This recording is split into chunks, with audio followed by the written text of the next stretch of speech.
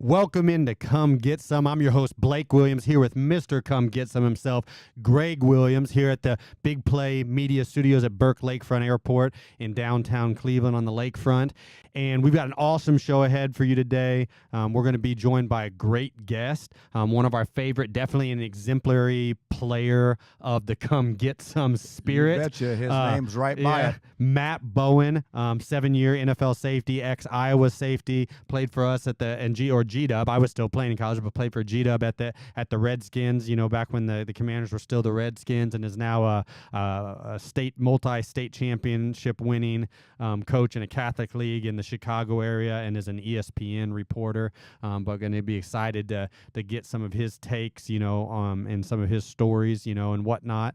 But also, we got to talk about last week, right? And so last week we had our first signed memorabilia giveaway on our Come Get Some show, right? Kind of spurred on by the National Collectors Convention that we went to. That was it. And whatnot. And so it was this signed Blake and Gregg Come Get Some ball, our first ever on this. And so we did our random selection giveaway, and it was actually going G-Dub to another Blake who we happened to meet at the convention. But Blake Grice of the Blake Down is his show, but this is a 12-year-old he's a 12-year-old podcaster and creator. His show is called The Blake Down instead of The Breakdown, and this 12-year-old is interviewed like politicians, RFK Jr., big time like celebrities, The Rock. I mean, like yes. Dwayne Johnson. Like for a 12-year-old man, he gets it done. But congratulations from one Blake and Gregg to another Blake. Congratulations. You won the ball giveaway.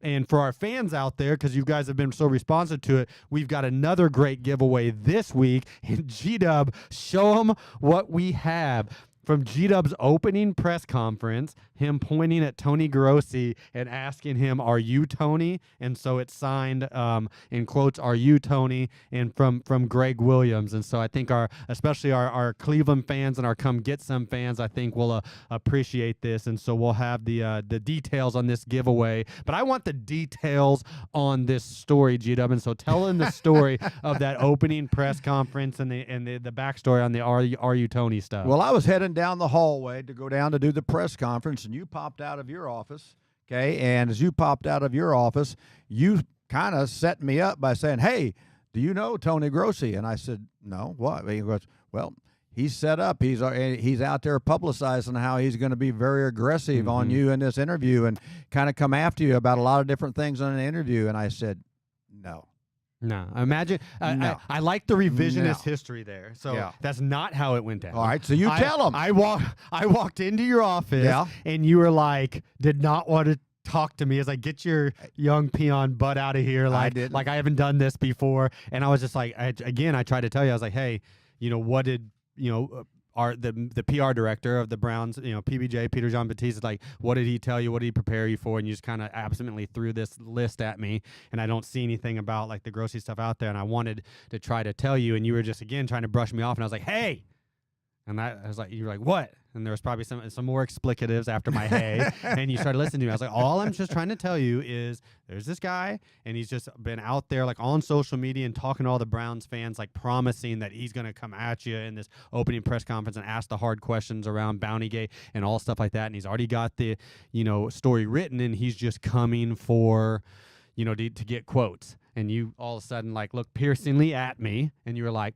okay, I'm listening now. Like, tell me again. And I was like, I just want you to you obviously weren't prepared for it by the PR team, so I just want you to be like aware of this so you have it in your mind. And you went in, and you then I then controlled your message. And controlled my message and made everybody. You said, I've already talked about that, plenty about that. That's like a long time ago, and we're talking about the Cleveland Browns today. So anybody else got any questions about the Cleveland Browns? And he said, well, what did you say? I said, is it out there? He goes, yeah. I said, well, read it and use that then.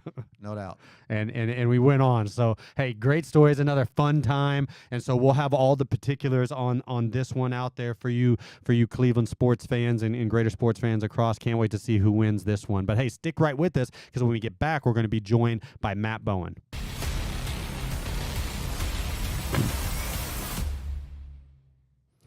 Welcome back into Come Get Some. I'm your host, Blake Williams, joined with Mr. Come Get Some himself, Gregg Williams. And we are joined in here today by a special guest, one of our favorite Come Get Some players, a guy that definitely G-Dub embodied the Come Get Some mentality, ready-made.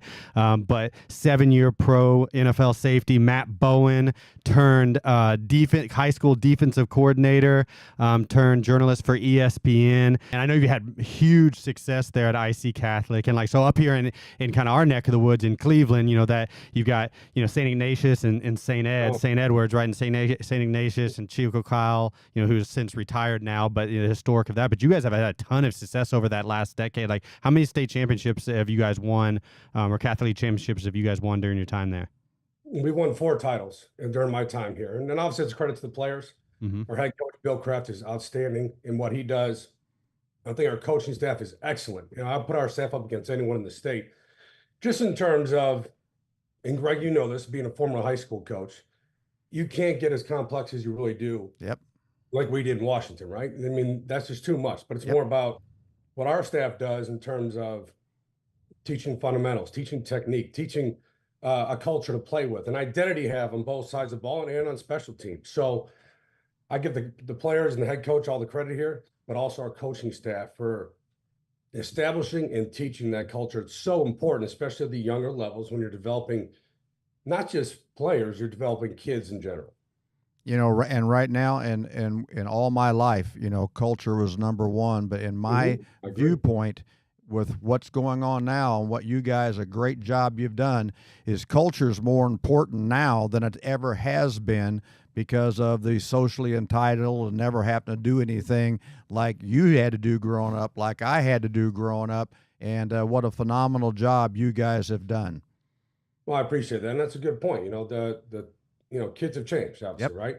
This is how it is. So I'm very lucky to coach at a place where there is an established culture, where it is a very athletic-based school. Now, it's a small school. We only have 350 kids. So we are Class 3, Class 4A out of 8 in the state of Illinois.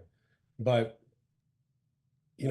driven kids that are athletic, that play multiple sports, that are good students, because they have to be in our school with the academic culture we have within the school building. So you get a lot there in terms of players that already have very good culture instilled in them. So now you just transition that to the football field. And sure, you have adversity, just like every coach does. You're going to have a bad loss. You're going to have some injuries. You're going to have players departing. This year, we have a very, very young team, extremely young team. And there's times this year when you're coaching, you say, you know what, I need to pull back a little bit. I'm not coaching an 18-year-old senior anymore. I'm coaching a 16-year-old sophomore now who's in the secondary. And we play in a conference called the Chicago Catholic League, which I think is the SEC of Illinois. I think it's the best conference, the best competition. We have to play up against 8A schools that will come to our place and won't even fit in the locker rooms. They got 115 kids. We go out there, we got 34. That's it. And you're not coming off the field, Greg. You know this. You know that, I know that, Play offense, defense, and guess what? For kicks too. You bet. So for us, conditioning is very important. Our off-season weight room is very important. Attendance in that weight room is important. That's why I think you start to build a culture of a football team. It's what you do in the offseason, what you do to prepare. Our summer camp, I think, is very physical. I think the tempo is outstanding. I think we challenge each other each and every day in practice. And we make it get to a point where we go into games and we play with an edge. We have to have that edge. We have to. We're a smaller school. We got to have that edge in there. We got to have a little nastiness. And that's okay to have that. I'll tell you where I learned that. And don't ever apologize for what we have to do on those type of things, and especially winning. But the attitude and the eye contact and everything we have to do to impose our will, no doubt about it. And I know it's that time of the year, right? It's that time of the year for all of us right now. And it's training camp, And so I want you to kind of take us back to 04, back when the Commanders were still the Redskins, and I was still playing, college ball. I was a safety playing the same position as you, so I was around, but I wasn't coaching yet. And this crazy dude rolled into to Ashburn, to Redskins Park. What was like that training camp like that year, that first year of 04, and what were some of your main takeaways that stuck with you from that time? Well, I'll tell you what, you didn't have 2 days of practice and then a day off. I always tell the story that, with Gregg, conditioning was a focus, right? There's a And focus. we used to film it. We watch it at night. Yep. We do 40 up downs. Well, you're a professional athlete doing 40 up downs for the start of practices in Virginia. It's not very cold there in the summer. It's extremely hot. And I always say our practices with Gregg and with Coach Gibbs, very physical, very competitive, very high tempo. And you were challenged every day because you would hit in the morning, you'd hit in the afternoon, you'd have meetings all night. You get up and do it again. And I always remember this. We played at Miami, Gregg. I think it was over. And we had a full padded practice in hitting. And then we got on a plane, flew down to Miami, and played in August in Miami. Back when they still had the baseball field out there. Yep. And you had to get through. You had to find a way to get through. When you were tired, you had to adjust your technique. If you're playing cover 2 at 14, you better get to 18 before the snap because you're a little burnt out, right? I loved it. I loved everything about it. And I say this to people all the time because Blake, you brought up before we got in there about the Hall of Fame game. Well, that means we had 5 preseason games that year. Right. Okay. And we played in the Hall of Fame game. Starters playing. It was the Broncos. It was with Jake Plummer. It was all the misdirection. I was running into Antonio Pierce at times. One of us was going the wrong way. Yep. Everything I like that NFL. That's what I'm getting my point to, because you played in 5 preseason games. You played in the regular season. You had the offseason work that started in March, right? And I had never been, in my opinion, working with Gregg was like a graduate level course of football. Okay. And I think you needed that extra practice time. You needed that extra meeting time starting in March. You needed to be in the weight room longer because we were going to be physical. We were going to establish tempo. We were going to have that edge and that nastiness to us. We were going to hit. We were going to hit. And that's what football is. And obviously we can't do that to that level at where I coach now, but you still can get part of that. I'll tell you real quick, we go down to Illinois Wesleyan, which is down in Bloomington. We go every year for 4 days, stay in the dorms. And in the morning, you have Wesleyan's practice with their coaching staff so they can evaluate them and they can recruit. Then we have lunch. Then when you have scrimmages and your own practice in the afternoon, then you have dinner. Then at night, you have competition. You have 7-on-7. The O-line goes 3-on-3. It is all day long. And guess what? Your pads are always on, right? Your gear is always on. And I'm a firm belief when you put that headgear on that you should be in a position where you have to compete. And when you are going to be challenged, you are going to be pushed to your limits. There's nothing wrong with that as an athlete. I think that's lost sometimes in today's amateur sports too often, that we're pushing them too hard. No, you're not pushing them too hard. You're seeing what they are. You're seeing how they can compete when they feel like they have nothing left, right? And your mind tells you there's nothing left, right? I can't do it. Your body, if you think about it, says I can't go 4 more reps. Amen to that. The period inside run. No doubt. And you are making my heart sing with everything that's coming out of your mouth right now. That is fantastic, on what you're doing. And it made me just think that, like, obviously, like, times change. We know, like we've talked about, training camp changes, but like some of the principles don't change. Like, again, maybe the way the rules are, you can't quite grind the same, but like when it's time to be physical, when it's time to go live, like it's time to go live. And it always takes me back to like, even as we made post these past couple CBAs in the NFL adjustments, to the things, it always goes back to, if you remember G-Dub's three rules that he had written everywhere, right? And be on time, chin straps fashion, touch all lines. And those were both real, like they meant something real, but then they were also an ideal, right? Like be on time. Like the worst thing you can ever do to a grown man is waste their time, right? Worse. Right? Especially in a team environment, stuff like that. We all got stuff going on, right? Like find a way, be on time. And then chin straps fashion, right? Like literally that means chin strap fashion, but like you said, it's an ideal, like it's a mentality. When you see guys out there practicing or even playing in games and they don't have all 4 points of contact with their snapped up, like you realize they're not about it, or they're it's different. And when it's to this day, whenever I have a player inside the white lines and it's not that done, then I tell somebody else call a play and I bring him over to this day and do some up downs to make sure they have the chin straps fastened. But it's like, yeah, these aren't defensive, like just defensive pads and defensive helmet. Like there's offensive, like it's a tool. We're getting ready to use this thing, and then touch all lines, right? Like touch all lines from be accountable, like literally,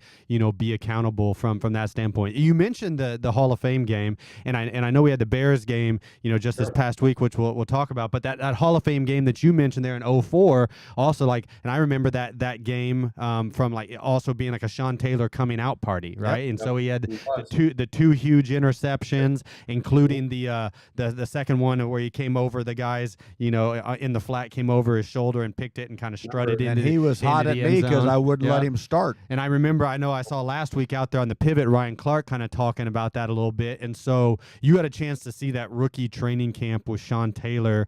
What did you see, or what did you take away from that? Like when you first saw him on the practice field and then the game field competing. I'll say this. I've been lucky to play with some great DBs. I played with Champ Bailey in Washington before Gregg got there the year before, who's a Hall of Fame talent. Sean Taylor might be the most talented defensive back I've been around. And I really mean that, just in terms of the physical tools, his football instincts, his football intelligence, however you want to define that, could see things before they happened, basically. Was so instinctual, whether it was in the deep half, whether it was in the post, whether he was running the alley and quarters, whether we're spinning him down weak and when we're sending pressure. Just had a natural feel for the game of football. I always say those are uncoachable traits, right? Real guy all day about his pedal coming out of his break, angles to the football, tackling form. There's some things you just can't teach. They're just natural traits, and Sean had those. Ball skills were amazing. Best ball skills I've seen. And I think Gregg would agree that you can play Sean at multiple positions. And I'm not just talking about defensive side of the football. No. Sean would get the ball, he would turn into an offensive player, right? When I would get the ball, I'd panic. Okay, what do I do? Down. What do I do? So that's true. Sean thought Sean in a non-arrogant way thought like, I am scoring. I scored 50 touchdowns my senior year of high school, like in Miami-Dade. 52 touchdowns in his senior year. And 10 my last year at Miami playing DB and punt returner. And like, by God, when I touch the ball, like I'm scoring. These offensive linemen aren't going to tackle me, and offensive players aren't going to tackle me. I'll tell you a quick story. So I think it was that training camp, or maybe during the season that year of 2004. Everyone was talking about how good they were in high school, right? That's what pro players do when they brag. And so Pearson Prelo said, let's bring in our tapes, right? And so we all brought in our tapes, and some of them mine were like on VHS, so I had to give them to video guys, but they put them all on a computer for us, right, in the DB meeting room. Pearson shows his, I show mine, running the triple option at Glenbard West, and then Sean puts his on, and it got really quiet. Like I've never seen anything like this, right? I mean, he took over every game he played in at the high school level. Every game. Right. And you looked at him, you said, that's what an NFL player should look like in high school. Someone who's that dominant can take over games. And the greatest thing I say about Sean Taylor, having played with him 2 years in Washington, was he was an outstanding teammate. And I think we lose that sometimes, and especially in my business, we lose it way too much. We focus so much on traits and numbers and what they do in games. I understand this, and it's production-based business. We all know that, right? But what's lost sometimes is someone who's a great teammate, someone who could affect someone else in the locker room, someone that can bring someone up during a tough day in Gregg's practice. Someone who can bring someone up when we're playing on the road and we're down a score, and we need to get a stop on defense. And he was an outstanding teammate, and that's what I appreciate the most.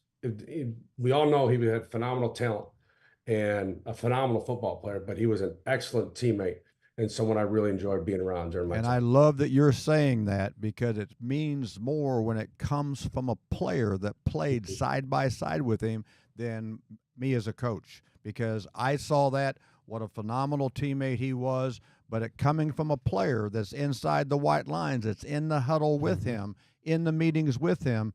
He's one of the best all-time teammates I've had a chance to coach.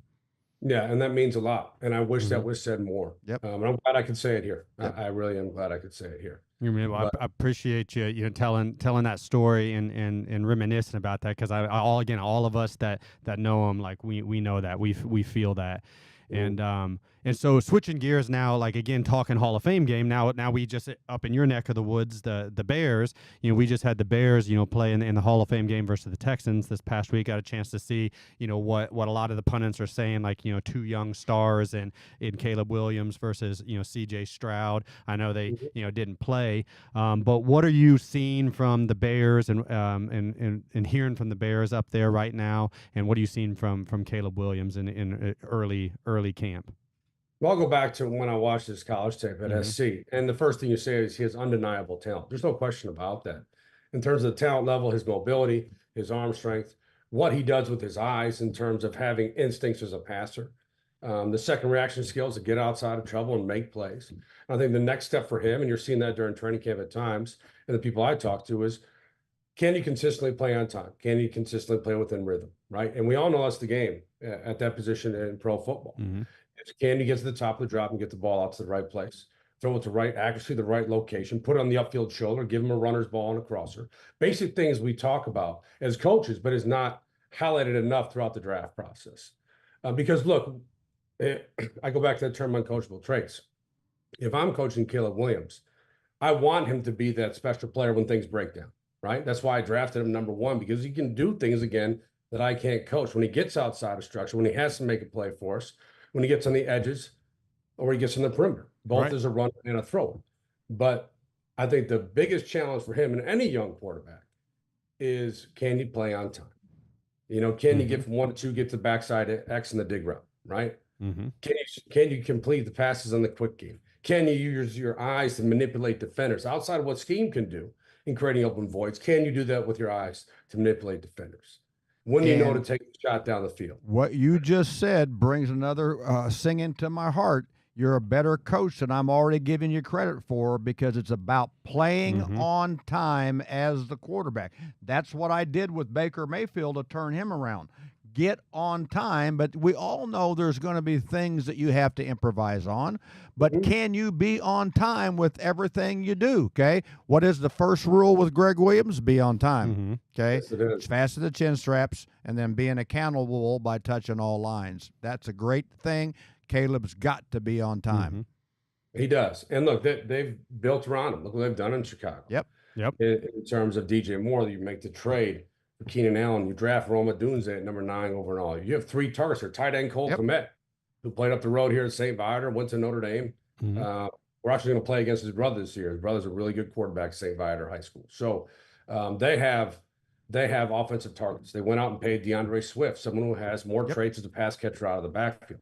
They've done work on the offensive line. I think Coach Eberflus, you look at the second half of the season last year, what they did defensively, they're a really good defense in the second half of the season. So can they take the ball away and give the ball to Caleb? Sure. So you have all this stuff around it, but it's going to be about playing the position like a pro. And I think sometimes you see that. I see it all the time at the high school level, but the players who have, the higher level of physical tools, right? Sometimes that plays to their detriment in terms of what they do on the field, especially the quarterback position. I can extend plays because I can, right? You saw that a lot in Caleb's tape. I can move. I can get outside the pocket. I can totally agree with you. For the deep ball to uncover, because in the Pac-12 it would a lot of times. But as we know, you're playing against. Let's just think about it from this perspective. If you're playing in our defense in 04 against a young quarterback, we're going to heat you up.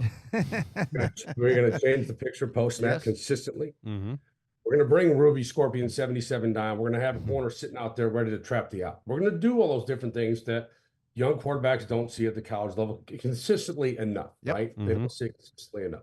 So that's also, part of the developmental process or the learning curve for a young quarterback is seeing NFL defenses, because he's not going to see enough of it in August. He's not going to see enough in his own practice. And I would play him a little bit in August, to be honest, because I would too. He needs to see the speed of the game. Yes, he does. And we all know this. You can't, even at the high school level, the best reps are game reps, right? They just are. Practice, you got to have practice. We know that. But there's some things in practice you just can't recreate. You can't recreate your heartbeat when it goes up, right? You can't recreate the stress that comes from that, right? So how do you create that? Well, you got to do it during August and preseason games to get a little bit of that. Now it's going to elevate even more in September. It's going to elevate even higher in December if Chicago's in the playoff race. We all know that stuff, but you have to get them ready to play football at a level that works within the structure of the offense, forces them to play on time. Amen. And look, you might see more of this early. You might see more heavy play action. I would not be surprised from Shane Waldron, the new offensive coordinator here in Chicago, because you can try to force that a little bit. Look, when you show outside zone play action, you hit the back foot, the ball has to be out. We're going to create a window for you to throw the crosser or throw the deep dig. We're going to create those windows for you. So when the back foot hits, I got to deliver the football. Amen. He's gonna get a baptism in it, but it's gonna be exciting. We're all excited, for the training camp, to start this year, and excited, to watch you, get going again. Good luck to you, my man. I appreciate you joining us. Thank you very much. Appreciate your friendship, and we'll be watching and talking to you. And hey, stick right with us, because when we get back, we're gonna go to Around the Browns training camp.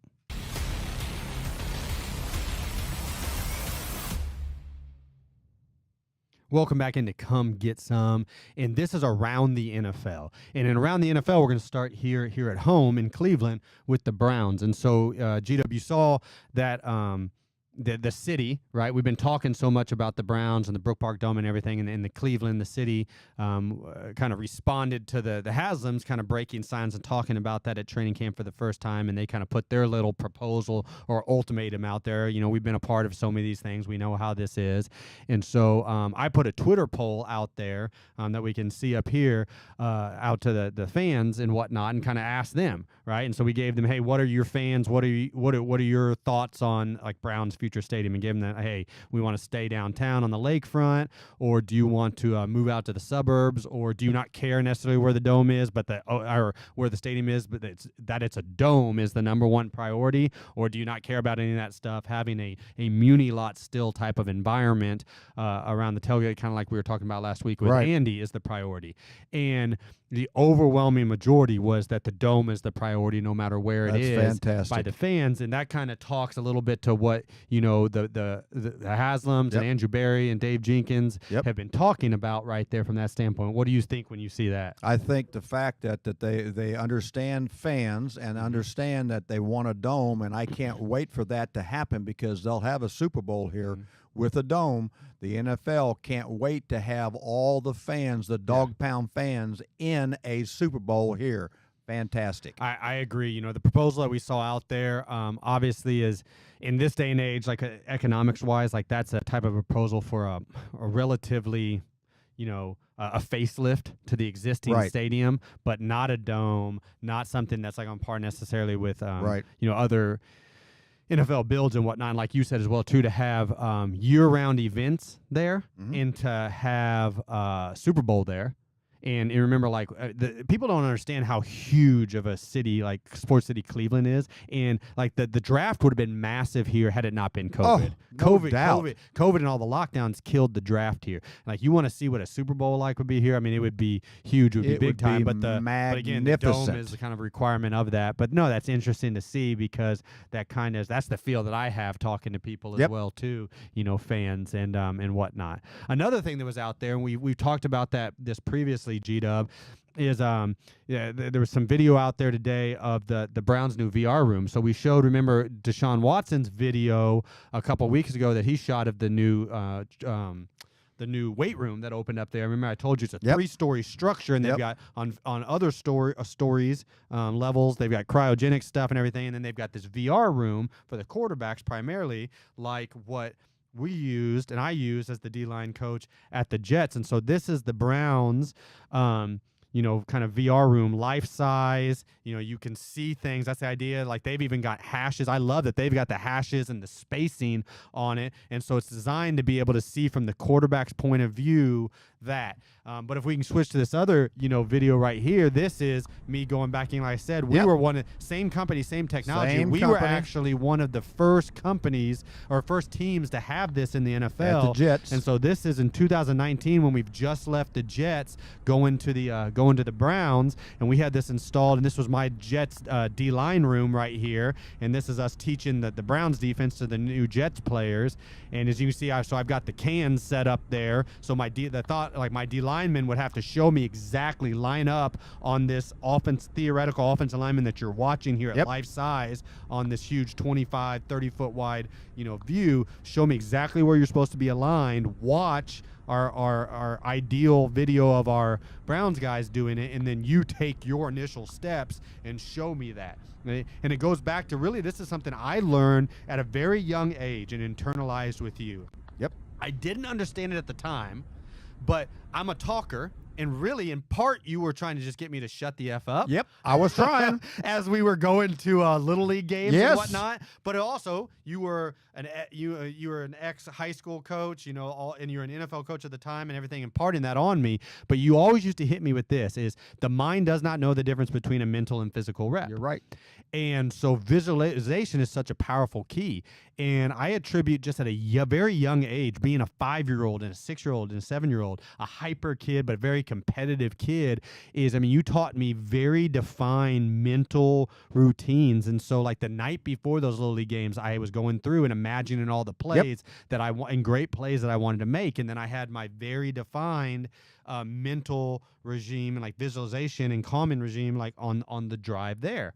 Now, it was an advanced version of playing the quiet game. I can't wait till I can't use that on my kids because our t-ball fields and baseball fields are literally in our neighborhood. I know. As you know, 3 doors down. So we just walk there. But I was playing the quiet game with you too. So you me but it was so distracting. It was so impactful, and so I always took that into my coaching as well too. And that's what we were doing in that room there. And at the think Jets. about this, as you remember back in 2005 or 6. I thought it's 2005 when I had London Fletcher come down to the Redskins from the Bills, because I signed him at the Bills when I was the head coach. But we were in an argument about how we read and what we're going to do things. So I cleared everything, all the furniture out of the linebacker room. Yep, that's the first time I saw it. Had the camera set up on the screen on the entire wall of the linebacker room, and he and I competed on who can anticipate the fastest. And we were just taking one-step reads, and we would go 1, 2, 3 reads. And he blamed me for cheating because I knew what play was coming up on the video. But no, it's through anticipation, and that is great. And I love the fact of what you did and how we had it at the Jets, and now the Browns have it. I think it's fantastic. Now, you got to use it though. You got talked to. about that. It's like, and it's, if you got a great self-starter player, like the quarterbacks there or whatnot, they can go in there and they can get some good work out of it. Unbelievable for quarterbacks. It's more importantly, like, for a tool, and so I'm excited to see Ken Dorsey and Kevin Stefanski use it, because it's more of an awesome tool for a coach who's not doing it or can't do it anymore, but has a mind that's way beyond the players. Jim Schwartz will use it. And Tony Dungy used to talk about that. Belichick used to talk about that. We used to talk about that. Is like, what is truly, Sean Payton used to talk about this with Drew Brees as well too, is like, how do you, what's truly like coaching and making great players and great teams, is how do we get this vision that I have as the expert coach in my mind, to how can I bridge that gap between the player's vision and understanding and, like, my vision? How can I most efficiently do that? And as you take, as the rules nowadays take even more and more reps and time on the field off of them, you have to maximize the time in the classroom, not sitting down for 60 to 90 minutes in a dark, cold room, listening to a coach talk at you, not to you. Maybe the best question or the only question that he asks you is, "You got that?" To which the natural reframe is, yeah. I know. But shoot, they may not even been, all they heard was, "Did you got that?" Oh yeah, we're all pre-programmed to say yes, but you don't know if they did or not, versus, hey, actively getting more reps in there. And when you get that video of exactly what they were doing in a game and in practice, they're playing it again. They're playing it again. They're playing it again. It's fantastic views. No doubt. No doubt. And so, hey, switching gears now to, like, the greater NFL, is we saw it there, like, Brandon Ayuk is just come out here this evening, but Brandon Ayuk, who some people thought, maybe we're going to come to the Browns, and it sounded like maybe he or his camp said, "Hey, I'm not going to sign an extension, with the Browns," but it sounds like he got traded to Pittsburgh. It sounds like Mike Tomlin and Omar did a good job on getting that done. So I know, much to the chagrin of Cleveland fans and Browns fans, that he's going to Pittsburgh. But hey, at the same point in time, like, you better be ready to compete.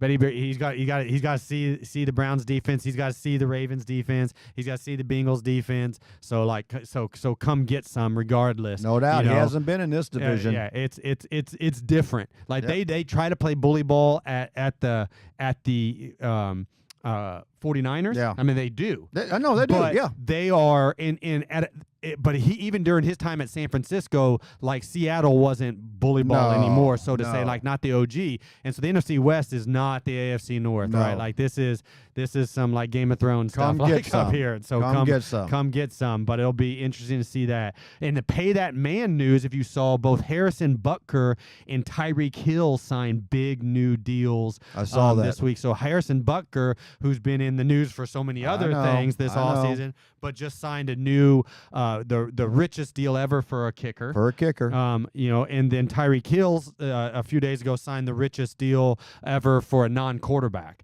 And so much guaranteed money, down there. So Schefter, reporting all this stuff out there and breaking it out there on all this stuff out there. So, hey, congrats to you guys for getting your money. And now it's a production business, right? But speaking of breaking, did you see the viral image of what 6 years later Alex Smith's leg looks like? Oh, my gosh. You know what? I didn't see it online or anything there, but you texted that to me, and I went, holy cow. This must have happened right after what it looked like right after. No, this is what it looks like now. Yeah. 6 years later, man. And so it's like when people talk about how he almost lost his leg, and even when he came back and played and was like comeback player the year and came back and played a few years ago and had that was still had rotting, bleeding through those compression socks. I mean, you talk about a freaking warrior, dude. He is a warrior. And it goes back to this, and this is me standing on business, real talk. When I sit up here and I talk about pay that man. And fans don't play into all this spin doctor narrative that you get fed of wanting to hate on the players on non-guaranteed damn contracts. Non-guaranteed. And you feed into this whole it must be so nice to go to this and make $1 million. How about the owners that are making billions? And we're talking about all this Brook Park deal and City versus and stuff like that. And they're all high, in the background and whatnot. This right here is why. Because this can happen at any point in time. And this is what the players put themselves through. And yes, in their small window of being able to monetize. Very few years. They need to get the most that they can get off of that. And it still pales in comparison to what the owners make, the league makes, the TV, the people who are doing the TV contracts they make. It's still a small fraction of that. And so that's why we say pay that man. But hey, switching gears to one of the OGs that we coached. I was his position coach when we won the Super Bowl. But did you see who the eighth guy went into the Saints Ring of Honor? I sure did. So check this out, fans, right here. This was very cool. Dennis Allen right here. There's going to be a new induction into the Saints Ring of Honor this year. Anybody got a guess as to who's the next person to be inducted into the New Orleans Saints Ring of Honor?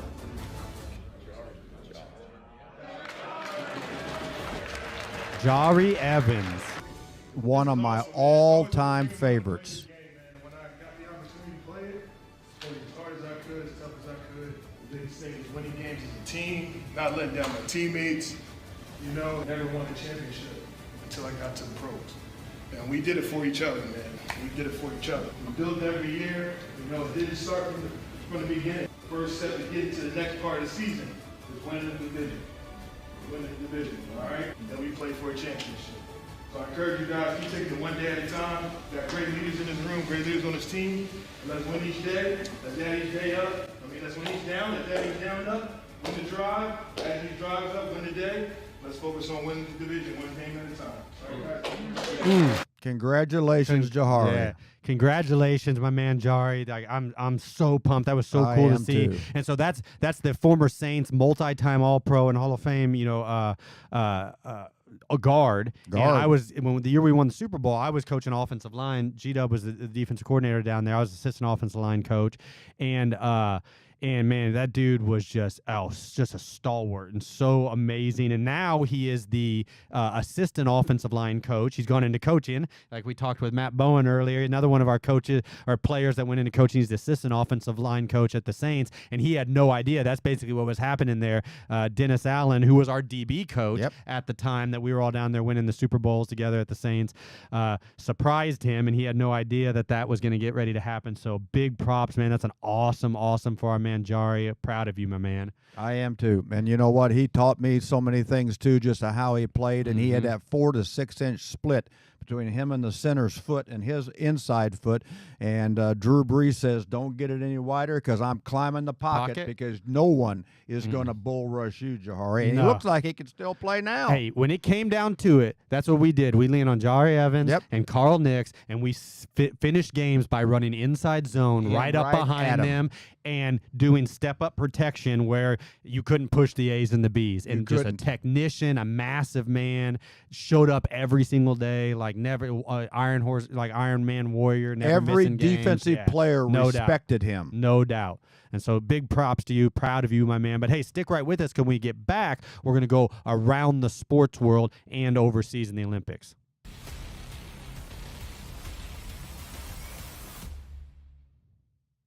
Welcome back in to Come Get Some, and this is the Around the Sports World.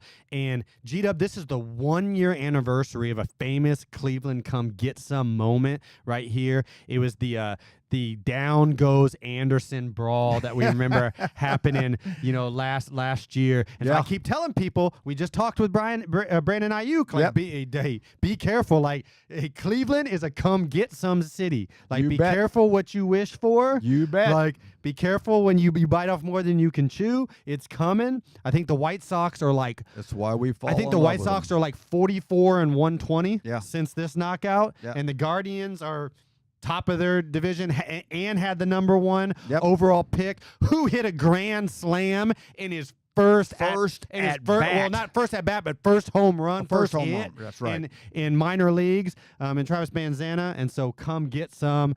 Happy 1-year anniversary to come get some. Down goes Anderson. How about this, G-Dub? And so did you see this? I want to see if you saw this. All right. And so I'm going to put a picture up here on the screen, and I want you to tell me who this is right here. Showing up to camp, reporting to camp. It looks like Patrick Mahomes. That is not Patrick Mahomes. That is 5-star freshman incoming Dylan Raiola. So you remember Dominic Raiola? Oh, yeah. So the all-pro center and everything? Yeah. So this is his son. Oh, my gosh. And he showed up to training camp at Nebraska in full, purposely looking like Patrick Mahomes. And look at him. He does. Look how much he looks exactly like Patrick and his mannerisms and everything. Everything in the pocket. Yeah, that's unbelievable. And so because of his relationship with Patrick Mahomes, so he trains with him in the offseason and everything via his father, and he's this big-time 5-star. He's been committed to, I think, Ohio State at one point in time, Georgia at one point in time, but he decided to go to Nebraska. I don't know why Nebraska. I'm sorry, Scott Shanley. I'm not trying to hate on Nebraska, but he went to Nebraska. But he reported to his freshman training camp looking like Patrick Mahomes on purpose. Acting like him. But then, perfect mannerisms. So, hey, if he can play like that, big things are in store. Hopefully, Matt Rule's going to do the air raid or something. I don't know. But here's another come get some moment, Cleveland related. And so at the Olympics, did you see LeBron hawk down the dude from Peru? And so check this out. And then when we zero in on the come get some smirk clip. Oh, so this was dude's the same age as me. Yeah. And he's done this so many times. Yeah. And from half court, he was already planning on doing this. And he's saying, here, kitty, come get some. And he's just smirking, coming up, and just swats his it was His great. stuff. It's like come get some. And then we got to talk about the photo finish, right? We say touch all lines. We were talking about earlier, finish all lines. Yep. The photo finish in the men's 100-meter gold. I've watched and watched this. The Jamaicans have been dominating it for this is our first gold in 20 years, but that was amazing. Big time. It was literally just the ability of pushing chest out versus sinking it in. Amazing. Congrats on that, and congrats to all the Olympic gold medalists over there dominating. Keep representing our country. We're proud of you. But hey, stick right with us because when we get back, we're going to have our 2-minute drill to finish.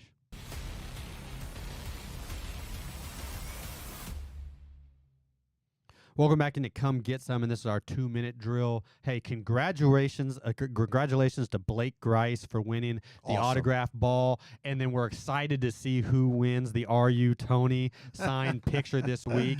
Hey, we've got to announce again that our Big Play golf tournament, our first annual Big Play charity golf tournament, is coming up on August 31st at Little Mountain Country Club in Paynesville, Ohio. You can check out online, check out on Eventbrite, and come join us and play with us. Hey, G-Dub, send us out like you do. Ready, break. Come get some.